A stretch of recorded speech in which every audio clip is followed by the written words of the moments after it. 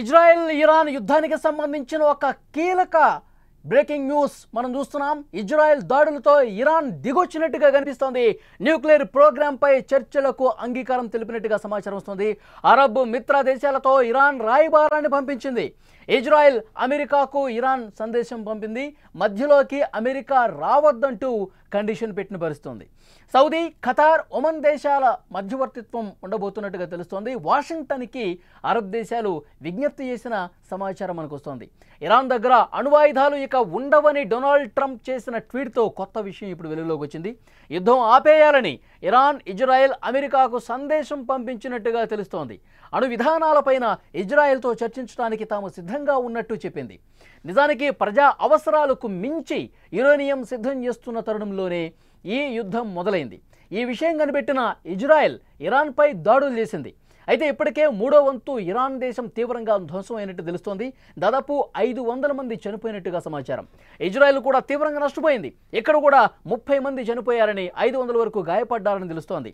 ఈ పరిణామాలన్నింటి నేపథ్యంలో యుద్ధంపై ఇరాన్ వెనక్కి తగ్గినట్టుగా కనిపిస్తోంది. ఇజ్రాయెల్కు మద్దతుగా అమెరికా ఘర్షణలో పాలు పంచుకోవద్దన్న కండిషన్ ఉంటే తాము అణు అంశాలపై చర్చకు సిద్ధమని ఇరాన్ చెప్పినట్లుగా మనకి సమాచారం వస్తోంది. దీని గురించి మనం మాట్లాడదాం. ప్రస్తుతం న్యూస్ రూమ్ నుంచి లైవ్లో జాయిన్ అయ్యారు సీనియర్ జర్నలిస్ట్ విజయ్. వారితో మాట్లాడదాం. విజయ్, ప్రస్తుత పరిస్థితులు మనం చూస్తూ ఉన్నాం. ఇరాన్, ఇజ్రాయెల్ విపరీతంగా, ఇరాన్ మూడో వంతు గగనతల రక్షణ పూర్తిగా తన నియంత్రణలోకి తెచ్చేసుకుంది ఇజ్రాయెల్. సో ఇప్పుడు ఒక మెట్టు దిగిన పరిస్థితి కనిపిస్తుంది. ఇరాన్ కొంత మెత్తబడ్డట్టుగా కనిపిస్తుంది. అరబ్ కంట్రీస్తో, తమకు సన్నిహితంగా ఉన్నటువంటి కంట్రీస్తో ఆల్రెడీ ఒక రాయబారాన్ని నడిపిన పరిస్థితి మనం చూస్తున్నాం. అయితే కండిషన్లు కూడా పెట్టినట్టుగా తెలుస్తోంది. ఏమంటారు? ఎస్ వాళ్ళి, అంటే 5 రోజుల యుద్ధం తర్వాత ఇజ్రాయెల్, ఇరాన్ మధ్య జరుగుతున్నటువంటి యుద్ధం చూస్తే ముఖ్యంగా ఒక రకంగా కీలకంగా ఇజ్రాయెలే ఇరాన్ మీద ఎక్కువ దాడులు చేసింది అనుకోవాలి. ఒక రకంగా పై చేయి సాధించేటువంటి పరిస్థితి కూడా వచ్చిందని చెప్పుకోవాలి. అయితే ఇప్పుడు ఒక మెట్టు దిగింది ఇరాన్ అనుకోవచ్చు. ఎందుకంటే ఎవరైతే మిత్ర దేశాలుగా ఉన్నటువంటి గల్ఫ్ దేశాలు, ఇస్లామిక్ దేశాలు ఉన్నాయో, ఒమన్ కావచ్చు, అలాగే సౌదీ కావచ్చు, యుఏఈ, ఈ 3 దేశాలు కూడా అటు అమెరికాతోనూ అలాగే ఇజ్రాయెల్తో కూడా సంప్రదిస్తుంది. ఒక దౌత్యం చేసేటువంటి పరిస్థితి కూడా చాలా స్పష్టంగా కనిపిస్తుంది. 5 రోజుల దాడుల తర్వాత, అంటే కీలకంగా మొత్తం మీద టెహ్రాన్కి సంబంధించినటువంటి గగనతలాన్నంతా కూడా తమ కంట్రోల్లోకి తెచ్చేసుకుంది ఇజ్రాయెల్. ఇప్పుడు టెహ్రాన్కి సంబంధించినటువంటి ప్రజల్ని, అక్కడ ఉన్నటువంటి సిటిజన్స్ అందరూ కూడా, సివిలియన్స్ అందరూ కూడా అక్కడి నుంచి వెళ్ళిపోవాలని ఇజ్రాయెల్ చెప్పింది. అదేవిధంగా అమెరికా కూడా చెప్పింది. అక్కడ ఉన్నటువంటి అమెరికా పౌరులతో పాటుగా అక్కడున్న స్థానికులు కూడా ఆ నగరాన్ని ఖాళీ చేయాలని కూడా చెప్పింది. వెంటనే వేల మంది అక్కడి నుంచి కూడా చుట్టుపక్కల ఉన్నటువంటి పరిసర ప్రాంతాలకు, ఆ దేశాలకు కూడా వెళ్తున్నటువంటి దృశ్యాలు కూడా మనం చూస్తున్నాం. అయితే ఇప్పుడు ఇమీడియట్గా ఇరాన్ మరింత నష్టం జరగకముందే, మరింత ప్రాణ నష్టం జరగకముందే అలర్ట్ అయిందని చెప్పుకోవాలి. పూర్తి స్థాయిలో ఇప్పటికే అమెరికా కూడా ఒక రకంగా సిద్ధమైంది, నేరుగా అటాక్ చేయడానికి కూడా రెడీ అయిపోయింది. G7 కెనడాలో జరుగుతున్నటువంటి G7 సమ్మిట్కి సంబంధించినటువంటి అక్కడున్న అమెరికా అధ్యక్షుడు డొనాల్డ్ ట్రంప్ ఒక రోజు ముందుగానే ఆయన నేరుగా వెనక్కి రావడం జరిగింది. వాషింగ్టన్లో ఉన్నటువంటి, ఏదైతే వైట్ హౌస్లో ఉన్నటువంటి అమెరికాకు సంబంధించినటువంటి జాతీయ భద్రతా కమిటీతో కూడా ఆయన ఒక మీటింగ్ కూడా కాల్ఫార్ చేయడం జరిగింది. సో అక్కడ ఉన్నటువంటి సిచ్యువేషన్కి సంబంధించి, అంటే ఏదైనా ఆ దేశానికి, ముఖ్యంగా అమెరికా దేశాధ్యక్షుడు ఇలాంటి మీటింగ్ ఎప్పుడు కండక్ట్ చేస్తారంటే వేరే దేశాల మీద అమెరికా నేరుగా అటాక్ చేసే ముందు ఇలాంటి మీటింగ్ అనేది నిర్వహిస్తారు. ఈ మీటింగ్ని ఎప్పుడైతే కాల్ఫార్ చేశారో ఇరాన్ కూడా ఒక మెట్టు దిగిందని చెప్పుకోవచ్చు. ఎందుకంటే ఇప్పటికే ఇజ్రాయెల్ దాడులతో పూర్తిగా ఆత్మరక్షణ ఆ పరిస్థితిలోకి వెళ్ళిపోయింది ఇరాన్. ఇప్పుడు కానీ అమెరికా నేరుగా సీన్లోకి ఎంటర్ అయితే, వార్లోకి ఎంటర్ అయితే పూర్తి స్థాయిలో ఇరాన్ ఇక చాలా డ్యామేజ్ అయ్యి చాలా నష్టాన్ని చవిచూసేటువంటి అవకాశం ఉన్నటువంటి నేపథ్యంలో ఒక మెట్టు దిగింది. తన మిత్ర దేశాలతో రాయబారాన్ని పంపింది. అయితే ఒక కండిషన్ మాత్రం ఇక్కడ పెట్టింది వాళ్ళు. ఇరాన్ ఏమంటుందంటే, మేము చర్చలకు రెడీ. ఇప్పటికే అమెరికాతో 5 సార్లు ఒమన్ దేశంలో చర్చలు జరిగాయి. అమెరికా ఇచ్చినటువంటి కొన్ని ప్రతిపాదనలకు కొంతవరకు ఓకే చెప్పినా చివరి నిమిషంలో అమెరికా చేసినటువంటి ప్రతిపాదనను వ్యతిరేకిస్తున్నట్టుగా ఆ చర్చల్ని అర్ధాంతరంగా ముగించుకొని బయటకు వచ్చేసింది ఇరాన్. ఆ తర్వాత ఎప్పుడైతే అమెరికా అధ్యక్షుడు 60 రోజుల టైం ఇస్తున్నాం, ఈ 60 రోజుల సమయంలోపు ఇరాన్ తలొగ్గాలి, ఇరాన్ దిగి వచ్చి చర్చలకు సిద్ధమని చెప్పాలి, తాము ప్రతిపాదించినటువంటి ఏదైతే న్యూక్లియర్ డీల్కు ఓకే చెప్పాలి, లేదంటే నేరుగా ఇరాన్ మీద దాడులు చేస్తామని చెప్పినటువంటి 60 రోజుల తర్వాత నేరుగా ఇజ్రాయెల్ కూడా రంగంలో దిగింది. ఇజ్రాయెల్ కూడా నేరుగా ఇరాన్ మీద అటాక్ చేయడం ప్రారంభించింది. 5 రోజుల తర్వాత ఇప్పుడు ఇరాన్ ఒక మెట్టు దిగిందనే చెప్పాలి. ఎందుకంటే ఇంకా అమెరికా భయం ఏమన్నా ఇరాన్లో కనిపిస్తుంది. ఎందుకంటే G7 మీటింగ్స్ నుంచి హడావుడిగా ట్రంప్ అక్కడి నుంచి వెళ్ళిపోవటం కావచ్చు, ముఖ్యంగా అణు కేంద్రాలను ధ్వంసం చేయడంలో ఇజ్రాయెల్తో అమెరికా చేతులు కలుపుతోంది. ఎందుకంటే టెహ్రాన్లో ఉన్న సాధారణ ప్రజానీకం కూడా వెళ్ళిపోండి అని చెప్పి మెసేజ్లు పెట్టారు. ట్రంప్ మీటింగ్ నుంచి బయటకు వచ్చేశారు. ఇజ్రాయెల్తో చేతులు కలిపి మరింత ధ్వంసానికి ఒక ప్లాన్ రూపొందిస్తున్నారు. కాబట్టే ఇరాన్ భయపడిపోయి అరబ్ కంట్రీస్తో ఈ విధంగా ప్లాన్ చేసిందని భావించాలా? అన్నట్టుగానే ఇది ఖచ్చితంగా చెప్పాలి. ఎందుకంటే ఒకవేళ నేరుగా సీన్లోకి అమెరికా వస్తే మాత్రం ఇరాన్ అనేది ఇంకా ఎంత దారుణమైనటువంటి పరిస్థితులు అక్కడ ఉంటాయో మనం ప్రత్యేకంగా చెప్పాల్సిన అవసరం లేదు. అమెరికా లాంటి దేశం నేరుగా ఒక దేశం మీద అటాక్ చేస్తుంది, వార్ని స్టార్ట్ చేసిందంటే చివరి వరకు కూడా అమెరికా ఎక్కడ కూడా వెనక్కి తగ్గదు. సో ఇది ఒక రకంగా 3వ ప్రపంచ యుద్ధానికి కూడా దారి తీసేటువంటి పరిస్థితులు చాలా స్పష్టంగా కనిపిస్తున్నాయని మనం ప్రీవియస్ వీడియోలో కూడా చెప్పుకున్నాం. అయితే ఇప్పుడు అమెరికా ఎంటర్ అయితే ఇరాన్ పూర్తి స్థాయిలో డ్యామేజ్ అవుతుంది, ఇక పూర్తి స్థాయిలో ప్రాణ నష్టం జరుగుతుంది, ఇరాన్ యొక్క పూర్తిగా ఎక్కడ కూడా విధ్వంసం జరిగేటువంటి పరిస్థితులు ఉన్నాయనేటువంటి ఒక భయంతోనే ఇరాన్ ఇప్పుడు వెనక్కి తగ్గింది. అయితే ఇక్కడ ఒక కండిషన్ కూడా పెట్టింది వాళ్ళు. ఏమంటుందంటే ఇజ్రాయెల్కి ఇరాన్కి మధ్య జరుగుతున్నటువంటి ఘర్షణ విషయంలో అమెరికా ఎంటర్ కాకూడదు, అమెరికా జోక్యం చేసుకోకూడదు. నేరుగా ప్రస్తుతం జరుగుతున్నటువంటి యుద్ధం మీద అటు ఇజ్రాయెల్తో చర్చలు జరిపితే ఇజ్రాయెల్ ప్రతినిధులు లేదా ఇరాన్ ప్రతినిధులు ఇద్దరు ఒక చర్చలు జరిపితే ఈ చర్చల మధ్యలో అమెరికా జోక్యం ఉండకూడదు అనేటువంటి ఒక ప్రతిపాదన కూడా చేసింది. లేదా ఈ డీల్ మీద, న్యూక్లియర్ డీల్ మీద ఒకవేళ దిగి వచ్చి ఇరాన్ నేరుగా అమెరికాతో చర్చలకు సిద్ధమైతే ఈ చర్చలు జరుగుతున్నటువంటి సమయంలోనే ఇజ్రాయెల్కి సంబంధించినటువంటి ఇష్యూ మీద కూడా అమెరికా జోక్యం చేసుకోకూడదు, ఏదున్నా కూడా నేరుగానే మేము తేల్చుకుంటాం అనేటువంటి ఒక మెసేజ్ను కూడా ఇరాన్ ఇచ్చిందనే విషయం చెప్పాలి. మరొక విషయం ఏంటంటే ఇరాన్ కూడా ఏదైతే 1968లో చేసుకున్నటువంటి అంతర్జాతీయ ఒప్పందాన్ని తాము రద్దు చేసుకుంటున్నాం, ఏదైతే అణ్వస్త్ర వ్యాప్తికి సంబంధించినటువంటి నిరోధక ఒప్పందం ఉందో ఈ ఒప్పందాన్ని అప్పట్లో ఓకే చేసినటువంటి ఇరాన్ వెంటనే ఈ ఒప్పందం నుంచి బయటకు వచ్చి తమ పార్లమెంట్లో ప్రత్యేకంగా ఒక బిల్లును ప్రవేశపెట్టి అందుకు కావాల్సినటువంటి అనుమతులన్నీ కూడా తీసుకుంది. అంటే అణ్వాయుధాలని వేరే దేశాల నుంచి తీసుకోవడం కావచ్చు, తయారు చేసుకోవడం కావచ్చు, అలాగే బదిలీ చేయడం కావచ్చు, ఈ ఒప్పందంలో ఉన్నటువంటి కీలకమైనటువంటి షరతులు. ఈ షరతులన్నింటినీ కూడా పక్కన పెట్టి తాము అణ్వాయుధాలని వేరే దేశాల నుంచి తీసుకోవడం కానీ లేదంటే తామే సొంతంగా తయారు చేసుకోవడం కానీ అది చేస్తున్నాము అనేటువంటి విషయాన్ని పరోక్షంగా ప్రకటించింది ఇరాన్.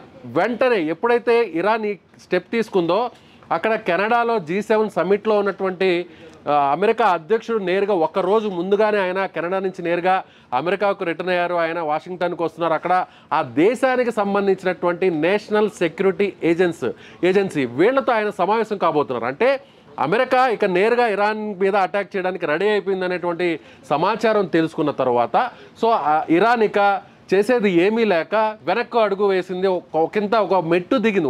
ఒకటి కాదు 5 మెట్లు దిగిందనే చెప్పాలి. అయితే ఇప్పుడు అమెరికా దీని గురించి ఎలా రెస్పాండ్ అవుతుంది, అమెరికా దీనిపై ఎలా స్పందిస్తుంది?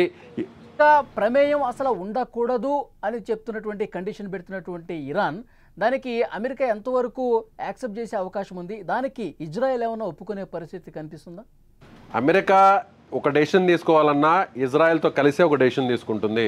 ఇజ్రాయెల్ ఏదైనా అటాక్ చేయాలన్నా కూడా అమెరికా ఈ 2 దేశాలు మాట్లాడుకున్న తర్వాతే ఏ పరిణామం అయినా కూడా ముందుకు వెళ్ళే అవకాశం ఉంది. అంటే ఇక్కడ ఈ 2 దేశాలకు రాయబారాన్ని పంపింది ఇరాన్, తన మిత్ర దేశాలతో పంపింది. అయితే ఇప్పుడు ఇజ్రాయెల్ ఎలా స్పందిస్తుంది, ముఖ్యంగా అమెరికా దీనిపై ఎలా మాట్లాడుతుంది, ఎలాంటి స్టెప్ తీసుకోబోతుంది అనేది ఇప్పుడు ఆధారపడింది.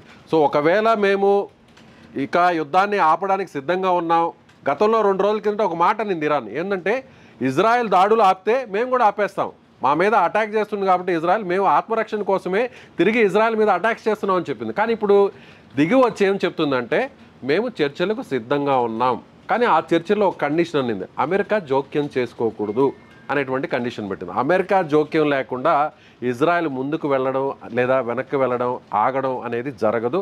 అమెరికా ప్రోద్బలంతోనే కదా శాంతి జరగాలి.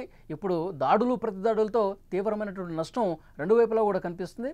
ఇరాన్ అయితే పూర్తిగా నష్టపోయే పరిస్థితుంది. సో ప్రపంచ శాంతిని నేను కోరుకుంటున్నాను అని చెప్పి ట్రంప్ మాట్లాడుతూ ఉంటారు. మన భారత్ పాకిస్తాన్ సమయంలో కూడా నిద్రలేని రాత్రులు కలిపి కొంత సమయం సయోధ్య కుదిర్చింది నేనే అని చెప్పి ఆయన ట్వీట్లు పెట్టిన పరిస్థితి కూడా మనం చూసాం. సో అల్టిమేట్గా శాంతి నెలకొనాలి అని ఒక దానికి అందరూ కూడా కట్టుబడి ఉండాల్సిందే కదా. ఇప్పుడు అమెరికా కండిషన్ పెట్టినటువంటి నేపథ్యంలో అమెరికా శాంతి కోసం ఒక అడుగు ఏమన్నా వెనక్కేసే పరిస్థితి ఉందా ఇరాన్ కండిషన్? ఇక్కడ బెంజమిన్ నెతన్యాహు ఒక మాట కూడా చెప్పడం జరిగింది. యుద్ధం ఆగాలంటే మొత్తం ఇరాన్ తీసుకుంటున్నటువంటి నిర్ణయాల వెనకంతా కూడా ఇరాన్ సుప్రీంగా ఉన్నటువంటి ఖమేనీని అంతమొందించిన తర్వాతే యుద్ధం స్టాప్ అవుతుంది, నిలిచిపోతుంది అనేటువంటి ఒక మెసేజ్ను కూడా ఆయన ఇచ్చారు.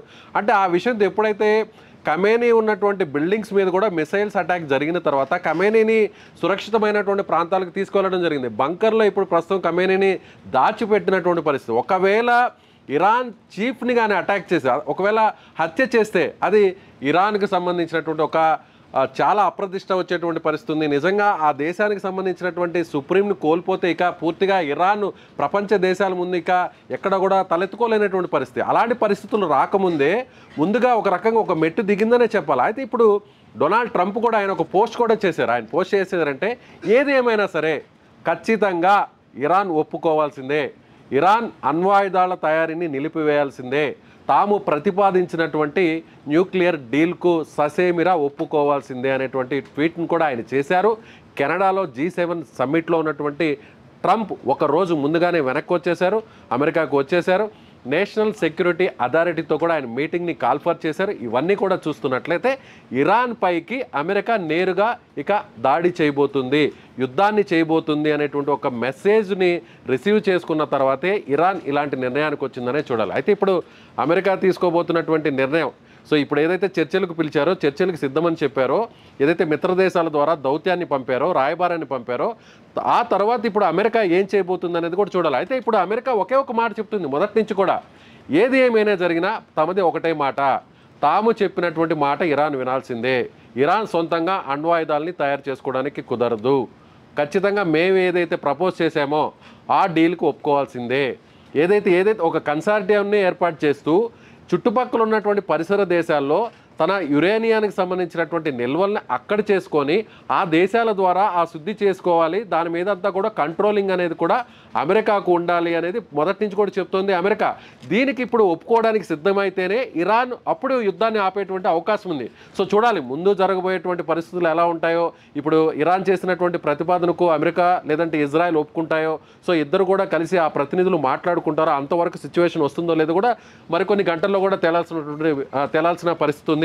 వాళ్ళు ఓకే విజయ్, ప్రస్తుతం అయితే పరిస్థితి కొంత ఎట్లా కనిపిస్తుందంటే ట్రంప్ మాత్రం ఈ కండిషన్కి ఏ మేరకు ఒప్పుకుంటాడు అన్నది కూడా ఒక పెద్ద క్వశ్చన్లా కనిపిస్తుంది. ఎందుకంటే ట్రంప్ G7 నుంచి బయటకు వచ్చిన తర్వాత వెంటనే ఇరాన్ మీద ఇజ్రాయెల్తో కలిసి ఇక దాడులు చేయడం కోసమే ఆయన హుటాహుటిన చర్యలు ప్రారంభిస్తున్నాడని చర్చలు జరుగుతున్నటువంటి నేపథ్యంలో, ఈ ప్రచారం ఉన్న నేపథ్యంలో ఇరాన్ ఒక అడుగు వెనక్కి వేసి మేము చర్చలకు సిద్ధం అని చెప్పి మెత్తబడిన పరిస్థితి దానికి సంకేతంగా చూడాల్సిన అవసరం కనిపిస్తుంది. సో రెండు వైపుల నుంచి కండిషన్ కనిపిస్తుంది. మరి దీనికి అమెరికా ఏ విధంగా ముందుకు రాబోతుంది?